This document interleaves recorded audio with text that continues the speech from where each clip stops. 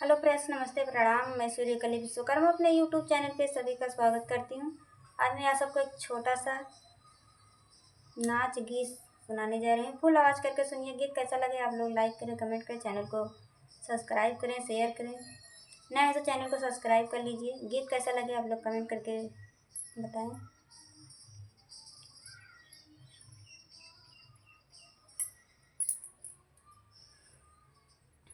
गजब के मौसुकी बिसरब कैसे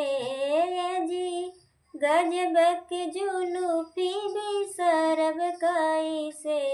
राजा, जब जब विदेशवा रहब कैसे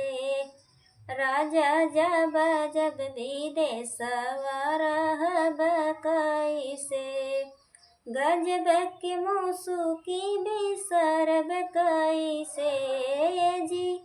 गजब के जुलूफी बिसरब कैसे राजा, जब जब विदेशवा रहब कैसे राजा, जब जब विदेशवा रहब कैसे सास ताना मारी ससुर ताना मारी, सास ताना मारी ससुर ताना मारी, बिजली के जैसा करेंट दिल पे लगी, बिजली के जैसा करेंट दिल पे लगी, ओनहु के झटका सहब कैसे जी, ओनहु के झटका सहब कैसे राजा, जब जब विदेशवा रहब कैसे गजब के मौसुकी बिसरब कैसे जी, गजब के मौसुकी बिसरब कैसे राजा, जब जब विदेशवा रहब कैसे जेठ ताना मारी जेठान ताना मारी,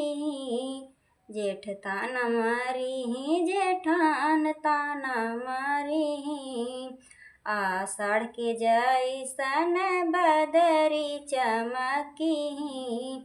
आषाढ़ के जैसन बदरी चमकी, ओनहु के घरे जब सहब कैसे जी, ओनहु के घरे जब सहब कैसे राजा, जब जब विदेशवा रहब कैसे राजा, जब जब विदेशवा रहब कैसे गजब के मौसुकी बिसरब कैसे जी, गजब के जुलूफी बिसरब कैसे राजा, जब जब विदेशवा रहब कैसे राजा, जब जब विदेशवा रहब कैसे देवर ताना मारी देवरान ताना मारी, देवर ताना मारी देवरान ताना मारी, माघऊ मेरी चाके जैसन तीत बोली बोली, माघऊ मेरी चा जैसन तीत बोली बोली, ननदी के बोलिया सहब कैसे जी, ननदी के बोलिया सहब कैसे राजा, जब जब विदेशवा रहब कैसे राजा, जब जब विदेशवा रहब कैसे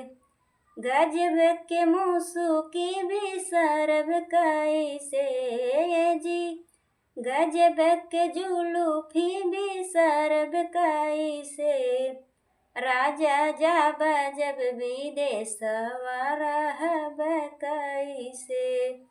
राजा जब जब विदेशवा रहब